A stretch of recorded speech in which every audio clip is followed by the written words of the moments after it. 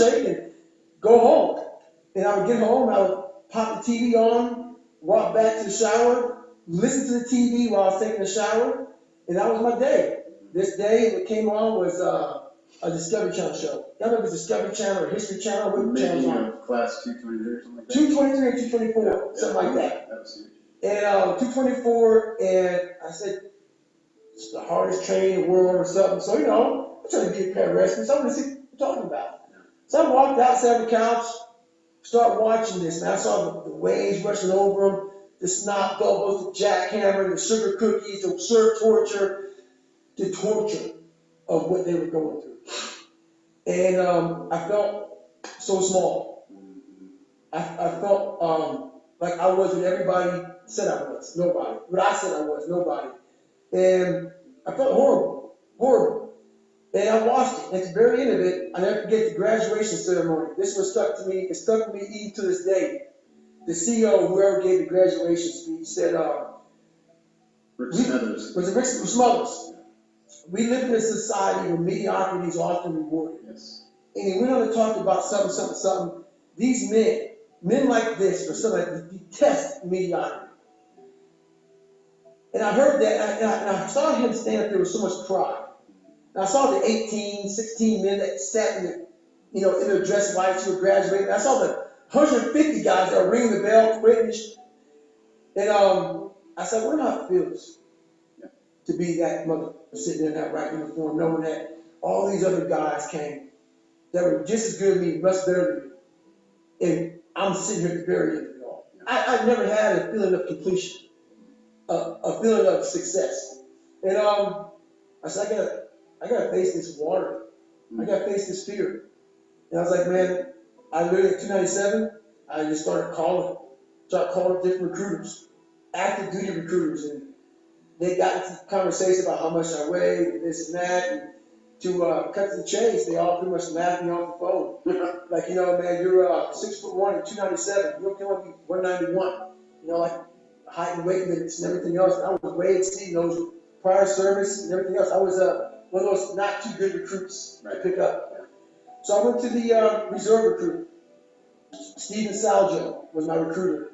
I walked in when he was 297. He looked at me strangely. I said, I want to be a SEAL. And lucky enough, the guy looked at me and said, let's see what we can do. He weighed me. I weighed 106 pounds overweight. And this is during the whole 1999 transition to 2000, so the whole computer glitches and everything else. People were worried. So they wanted to get me into this class because this reserve program I was going to be part of was going to end. So basically, as a reservist, did you go through 2 buds from the reserve program? Yes. I remember that. Yeah. They had a program. It only lasted for a couple of years. And I was in it. That's why I lose weight so fast. So as a reservist, the guy said, man, there's a program. It's about to end. That you can go, and if you make it through buds, you'll then go active duty, and you'll be a SEAL. If not, you come home. And I was like, yeah. So anyway, he goes, they got to lose 106 pounds in less than 3 months. I said, I can't do that. No way. Went back to work. A bad day happened. I found a lot of cockroaches, a lot of rodents. On my way home driving, I said, this is my life. My life is this. This is my life. I'm not that smart. I'm depressed. I have a horrible life. I have these 2 guys. One guy that, so I became this 297-pound person because it became my body armor. Because the inside was a fragile, weak, insecure kid. So I put this big man around it. So when people looked at me, I intimidated them. I scared them. But if they knew the real me, just a little punk. I was a little punk kid in a 24-year-old guy's body. So I knew that. No one else did. So I tried to change my life, and it started there. I went to the recruiter's office. I went there. Bad day at work. The bad day at work when we realized I got to make a How did statement. you lose the weight in 3 months? You just run your ass off? I couldn't run. The first thing about it was, so I said to myself, I'm going to run 4 miles. My first run out the gate, I'm going to run 4 miles. I ran a mile, I ran a quarter of a mile, walked home, sat on the couch depressed. I said, man, there's no way I can do this. But what I realized, though, is I wasn't going to give up. Because I would have given up a million times. And I thought about how would I feel at 50 years old if I gave up now. I mean, not to have, and so I kept all this stuff in my mind. And basically, I started becoming obsessed. it didn't happen that night on the couch. Over a period of time, I started becoming obsessed with studying, with weight, with being somebody, with making people who thought was to be nothing. Kind of like, feel like I became obsessed with, you have to make this right. And the only person who can do it is yourself. So I became obsessed with just being obsessed. When you get to where you want to go in life, you finally get there, you finally reach that point, and you're there, and you're happy as hell. Realize this, you're not there yet. When you get that feeling that you arrived, be afraid. Right. Be truly afraid, because now you start to do this. Slowly die. Slowly die. Either you're getting better or you're getting worse. You're not staying the same. Yeah. So you get to where you think the journey's ending, and you're sitting back and you're like, I arrived. I'm on Mount Everest. I climbed 29,029. Yeah. The best thing to do is fall back down that damn mountain as fast as you can and start climbing. Find the next climb. Find the next climb. Yeah. It's not about nature or nurture. It's about choice. The people that are successful decide they are going to be successful. They make that choice. And they make other choices. They decide to study hard. They choose to work hard. They choose to be the first person to get to work and the last person to go home. They choose to take on the hard jobs, take on the challenges. They decide that they're going to lead when no one else will. They choose who they're going to hang around with and be associated with, and they choose who they're going to emulate. These people choose to become who they want to become. They aren't inhibited by nature or nurture. They overcome both.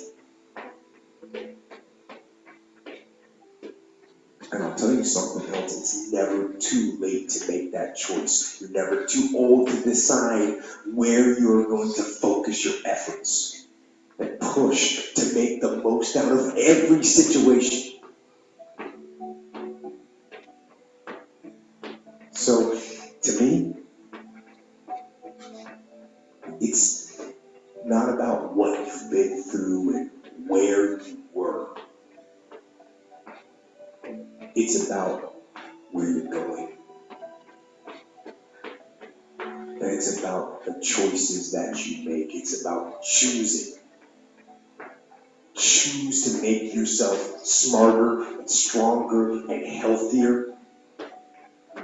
Choose to work out and study and eat good food and keep your mind clean. Don't let nature or nurture make you.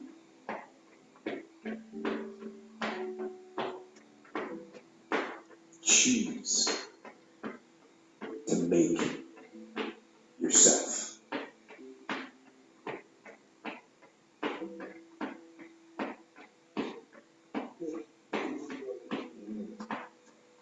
Never. Never. And it always goes back to kind of the hero mentality. You never pick the easy road. Ever in your life. That is the one road that is due. It is due. If you want something like 6.5 halves, all these different things, if you want it so fast, you may achieve what you want, but you want the permanent fix. All right, guys. Hey, so that was challenge 3, 100. Easy road. 3, 100 squat. You will go back All right. to you started on the easy 100 road. sit-ups. 100 side stroke hop. The purpose of this is to try to get you to push yourself. This is only for you. For those of you that's not familiar with the gentleman that's speaking, His name is David Right in Goggins, front of your face. writer of the book, And when you're doing that, You sometimes Can't Hurt Me. lose track. So if you get a chance, the I long want a term. great read on determination I want to and have endurance and sacrifice. that Hey, long term. Pick up this book. So All right. embedded It's called in You my Can't Hurt mind Me. So that it never you have happens. 24 hours. Okay? Monday, Tuesday, and Wednesday. Those little All those 3 days. 100 goals side struggle hop, 100 squats, that 100 sit-ups. All right? We'll have a new challenge every Monday, every Wednesday. And we get Stay at it, guys. caught up in See you.